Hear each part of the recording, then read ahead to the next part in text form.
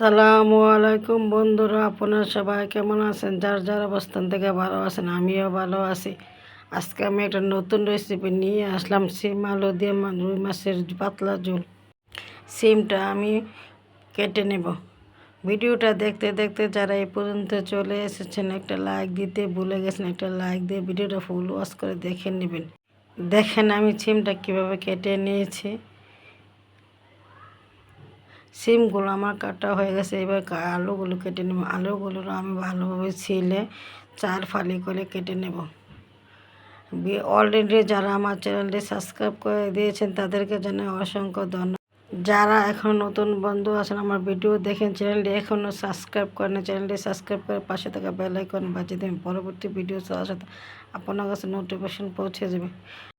আমি সিম আলু ভালোভাবে পরিষ্কার করে ধুয়ে নিয়েছি। আমি 4-5 টুকরা রুই মাছ নিয়েছি আর লবণ হলুদ দিয়ে ভালোভাবে মেখে নিয়েছি। এবার চুলাতে প্যান বসিয়ে দিয়ে দিলাম সরিষার তেল।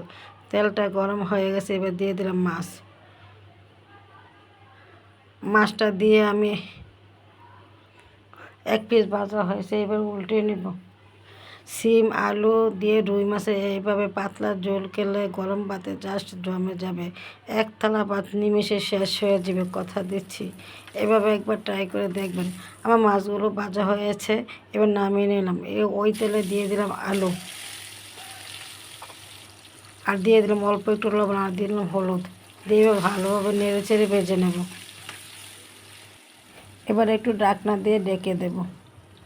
ঢাকনা খুলে আমি আবার একটু নেড়ে চেড়ে দেবো। এবার আলুগুলো ভাজা হয়েছে, এবার আমি নামিয়ে নেব।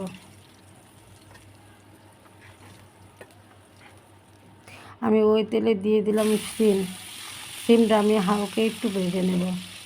বসার প্রথম যে একটু ভালো লাগে না খেতে, গন্ধ লাগে, তার জন্য আমি একটু লবণ হলুদ দিয়ে ভালোভাবে একটু ভেজে নিচ্ছি। আবার একটু ঢাকনা দিয়ে ঢেকে দেবো।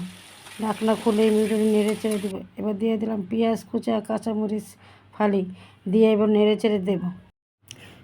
এবার ভালোভাবে নেড়ে চেড়ে পেঁয়াজটা আমি একটু ভেজে নেব, পেঁয়াজের কাঁচা গন্ধ চলে যাওয়ার জন্য। একটু পেঁয়াজটা ভাজা হয়ে গেছে, এবার দিয়ে দিলাম আদা রসুনের পেস্ট দিয়ে আমি আবার 2 মিনিট ভেজে নেব কাঁচা গন্ধ চলে যাওয়ার জন্য। এবার দিয়ে দিলাম মরিচ গুঁড়া 1 চামচ, হলুদ গুঁড়া পরিমাণ মতো আর জিরা গুঁড়া দিয়ে ভালোভাবে নেড়ে চেড়ে দেবো। লবণটা আমি পরে লাগলে দেবো, কারণ সিম ভাজার সময় দিয়েছি, আলু ভাজার সময় দিয়েছি। এবারে অল্প একটু ঝোল দিয়ে ভালোভাবে কষিয়ে নেব। এবার দিয়ে দিলাম আলু আর সিম একসাথে ভালোভাবে কষিয়ে নিলাম। লবণটা কম হয়ে গেছে, তার এর জন্য একটু লবণ দিয়ে ঢাকনা দিয়ে ঢেকে দিলাম। দিয়ে আমি 5 মিনিট আলু, সিম আর মশলাটা ভালোভাবে কষিয়ে নিয়েছি। কষানো হয়ে গেছে, এবার দিয়ে দিলাম পানি, একটু নেড়ে চেড়ে দিয়ে দিলাম মাছটা দিয়ে আমি একটু নেড়ে ছেড়ে দিয়ে এবার ঢাকনা দিয়ে ঢেকে আমি 10 মিনিট রান্না করে নেব। ফিরে এলাম 10 মিনিট পর। এবার একটু নেড়ে ছেড়ে দিয়ে দিলাম ধনেপাতা কুচি।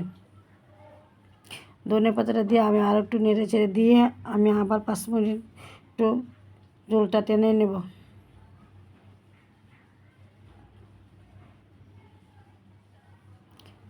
এই যে আমার ঝোলটা টেনে গেছে, এবার দেখুন রান্নাটা হয়েছে। রান্নাটা কত সুন্দর আছে। এইভাবে একবার রান্না করে দেখবেন, খেতে দারুণ লাগে গরম ভাতের সাথে।